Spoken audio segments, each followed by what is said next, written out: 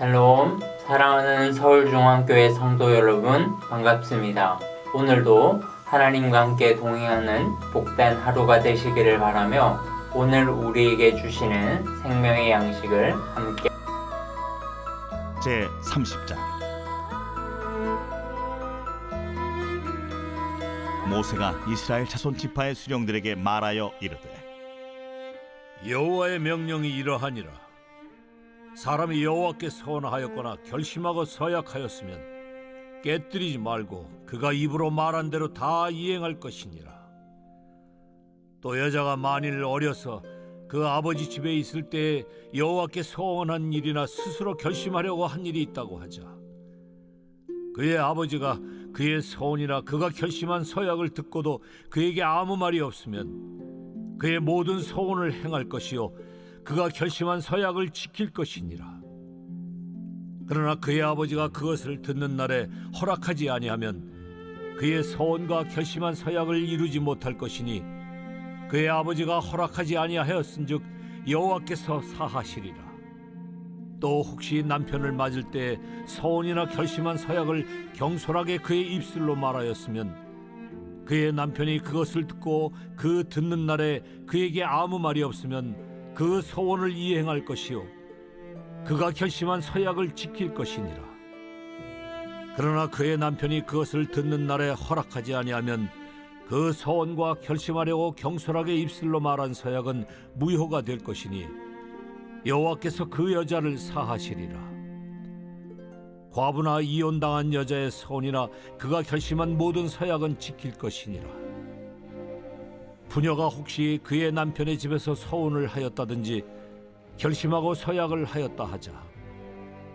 그의 남편이 그것을 듣고도 아무 말이 없고 금하지 않으면 그 서원은 다 이행할 것이요 그가 결심한 서약은 다 지킬 것이니라.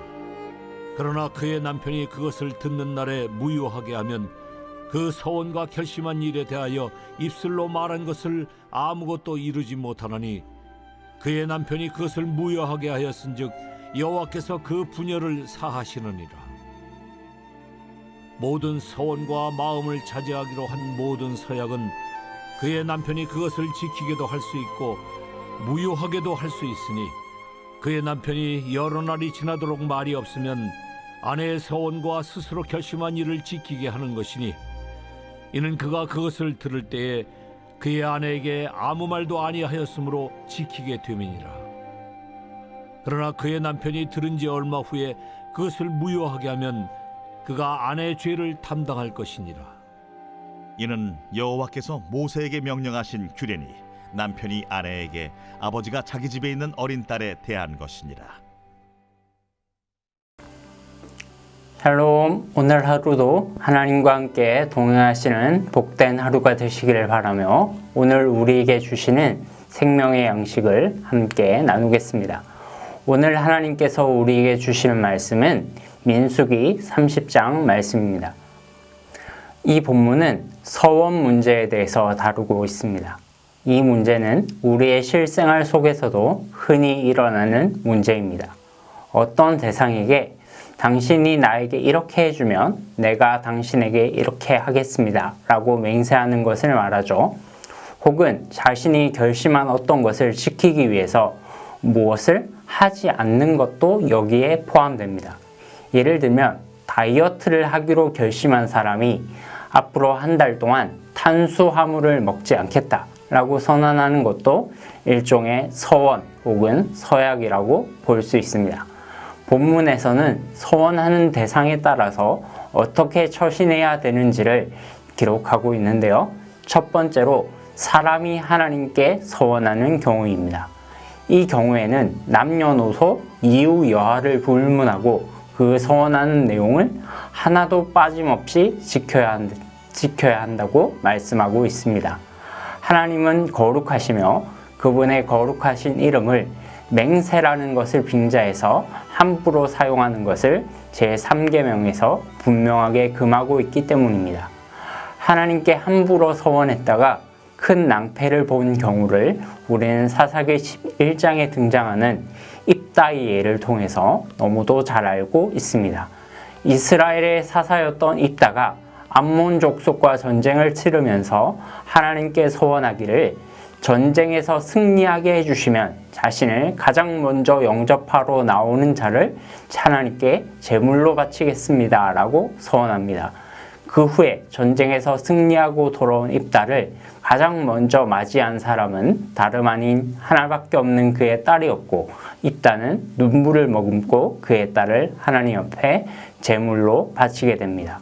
이를 통해서 우리는 하나님 앞에 소원을 할 경우에 하나님께 대한 무한한 경외감을 가지고 신중하게 결정해야 된다는 것을 알 수 있습니다. 둘째로, 소원한 사람이 여자이고 그 여자가 아직 미성년자일 경우입니다. 당시에는 가부장제가 매우 보편화된 사회였기 때문에 미성년 자녀들은 철저히 아버지의 감독 아래 보호되고 있었습니다. 더구나 딸들의 경우에는 더욱 그런 경향이 심했겠죠. 만약 미성년자인 딸이 서원을 한다면 무슨 내용으로 누구에게 서원을 했는지 반드시 아버지에게 알려야 합니다. 만약 그 아버지가 그 딸의 서원의 내용을 듣고 아무 말 없이 가만히 있으면 그것은 암묵적인 허용으로 간주가 되어서 딸은 자신이 서원한 내용을 지킬 수 있습니다. 그런데 아버지가 그 딸의 서원 내용을 들어보니 그것이 아직 미성년자인 자녀가 감당하기에는 너무 터무니없는 서원이라고 한다면 그것을 허락하지 않을 수 있습니다. 또 이미 했다 하더라도 취소시킬 수 있었죠. 이건 지금도 대부분의 민주주의 국가의 헌법과 민법에서 채택하는 내용입니다. 셋째로, 결혼한 여자가 서원을 한 경우입니다. 기본적인 내용은 4절, 5절과 동일합니다. 단 차이점이 있다면 미성년자일 때 아버지의 역할을 이제는 남편이 대신하게 된다는 것이죠. 만일 아내의 서원을 남편이 듣고 아무 말이 없이 가만히 있으면 서원을 아내는 할 수 있습니다. 그 서원을 지켜야 되죠. 만약에 그 서원을 듣고 남편이 허락하지 않으면 아내의 서원은 무효가 될 수 있었습니다. 어떤 분들은 이런 것을 두고 여성을 지나치게 남성의 하수인으로 만드는 것 아니냐 라는 비판을 할 수 있겠는데요. 그러나 본문을 자세히 들여다보시면 그렇지 않다는 것을 알 수 있습니다. 15절의 말씀에 이런 말씀이 기록되어 있습니다. 그러나 그의 남편이 들은 지 얼마 후에 그것을 무효하게 하면 그가 아내의 죄를 담당할 것이니라. 이것이 무슨 말입니까? 남편이 아내의 서원을 듣고 그것을 무효하게 하고 싶으면 반드시 아내에게 서원의 내용을 들은 당일날 취소를 해야 된다는 것입니다. 만약 서원의 내용을 듣고 그날 가타부타 말이 없거나 쓸데없이 시간을 질질 끌면서 아내의 속을 태우게 된다면 아내의 서원으로 말미암아 혹 불이익을 당한다 하더라도 그 책임이 남자에게 있다는 말입니다. 이것을 통해서 우리는 가부장제가 절대로 남성의 절대 권위를 정당화하는 것이 아니라 권위와 함께 가정에 대한 막중한 책임의식이 동반된다는 것을 알 수 있습니다. 더구나 9절에 보면 이혼당한 여자나 가부가 한 서원에 대해서 남자의 동의 없이 혼자 모든 서원의 내용을 감당할 수 있다고 나와 있습니다. 이를 통해서 하나님은 그들을 독립된 사회적 존재로 받아주셨음을 알 수 있습니다. 사랑하는 여러분, 우리는 오늘 본문의 말씀을 어떻게 적용해야 할까요? 우선은 서원이나 맹세 같은 것들을 결코 가볍게 생각해서는 안 된다는 교훈을 얻을 수 있습니다. 특별히 현대인들은 이와 같은 것을 너무 가볍게 여기는 경우가 있는 것 같습니다. 다른 사람에게 상처를 주고 그때 내가 술에 취해서 나도 모르게 한 약속이야 라고 한다든가, 위기 상황을 모면하기 위해서 순간적으로 마음에도 없는 소리를 하는 것 등이 대표적인 예라고 할 수 있습니다. 우리는 하나님께 하는 맹세는 말할 것도 없고 다른 사람과의 관계에 있어서도 상대방의 입장을 생각하지 않는 자기 중심적인 서원을 조심해야 할 것입니다. 이 본문이 우리에게 던져준 메시지는 또 있습니다. 서원은 혼자서 결코 감당해야 할 몫이 아니라 서로가 책임져야 될 의무임을 말해주고 있습니다. 내용상으로 보면 미성년 여성과 결혼한 여성의 케이스를 다루고 있어서 여성에게만 허용되는 것 같지만 그렇지 않습니다. 반드시 같이 사는 아버지나 남편에게 그 사실을 알려야 하며 그 소원을 듣고도 당일에 그것에 대한 조치를 취하지 않으면 남자가 책임을 지게 되어 있습니다. 왜 그렇습니까? 그 가족 구성원이 한 소원의 내용은 필연적으로 가족 전체에게 영향을 미치기 때문입니다. 아내가 남편 몰래 집을 담보로 어떤 계약을 했다고 한다면 그것은 결코 개인의 문제가 아니죠. 가족 전체에 영향이 가는 것입니다. 기본적으로 서원이나 맹세를 하지 않는 것이 상책이지만 불가피하게 서원을 하게 될 경우에는 남편이나 아내, 부모님과 상의해서 잘 결정하는 것이 지혜로운 방편일 것입니다.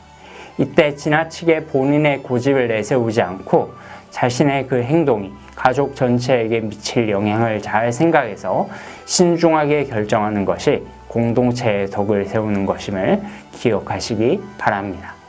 사랑하는 성도 여러분, 여러분의 행동을 통해서 자신뿐만 아니라 여러분이 속한 공동체 전체가 복을 누리는 복된 하루가 되시기를 축복합니다. 기도하겠습니다. 살아계신 하나님 아버지 은혜와 사랑을 감사합니다. 오늘 우리가 민수기 30장 말씀을 통해서 서원에 대해서 말씀을 함께 나누었습니다.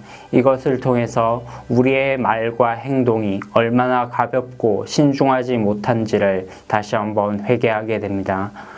우리의 입장에서 나의 중심적으로 생각하는 것이 아니라 상대방의 입장을 고려하며 또 나의 행동이 우리 공동체에 미칠 영향력들을 생각하며 신중히 말하고 행동할 수 있도록 도와주시고 정말 하나님 앞에서 한 말이라면 그것을 책임질 수 있도록 그것이 어떠한 대가를 치른다 하더라도 그것에 대해서 하나님 앞에 부끄러움 없는 인생으로 살아갈 수 있도록 은혜를 베풀어 주시옵소서. 감사드리오며 예수 그리스도 이름으로 기도드립니다. 아멘.